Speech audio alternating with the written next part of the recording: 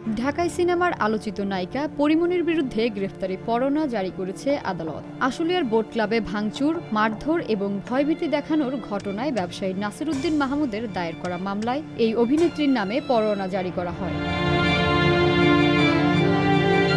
২৬ জানুয়ারি রোববার ঢাকার chief judicial magistrate আদালতে সময় আবেদন নামঞ্জুর করে এমন পরোয়ানা জারি করেন। পাশাপাশি মামলাটিতে পরীমনির বিরুদ্ধে চার্জ গঠন করে বিচার শুরুরও আদেশ দিয়েছেন আদালত। এই মামলায় গত ২৫ জুন আত্মসমর্পণ করে জামিনের আবেদন করেন পরীমনি। শুনানি শেষে তাকে জামিন দেন ঢাকার সিনিয়র জুডিশিয়াল ম্যাজিস্ট্রেট সাইফুল ইসলামের আদালত।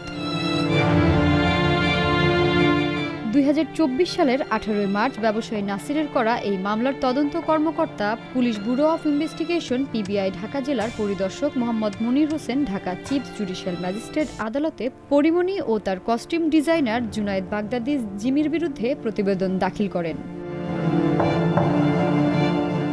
প্রতিবেদনে পরীমনি ও জিমির বিরুদ্ধে মারধর ও ভয়ভীতি দেখানোর অভিযোগের সত্যতা পাওয়া গেছে বলে উল্লেখ করা হয়।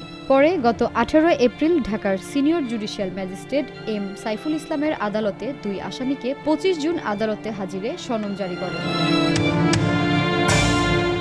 পরীমনির বিরুদ্ধে ২০২২ সালের ৬ জুলাই আদালতে মামলাটি করেন ব্যবসায়ী নাসির উদ্দিন। মামলার এজাহারে বলা হয়, পরীমনি ও তার সহযোগীরা অ্যালকোহল সেবী। সুযোগ বুঝে তারা বিভিন্ন নামিদামি ক্লাবে ঢুকে অ্যালকোহল পান করেন এবং পার্সেল নিয়ে মূল্য পরিশোধ করেন না। পরীমনি তার পরিচিত পুলিশ কর্মকর্তাদের দিয়ে মিথ্যা মামলা করিয়ে হয়রানির ভয় দেখান।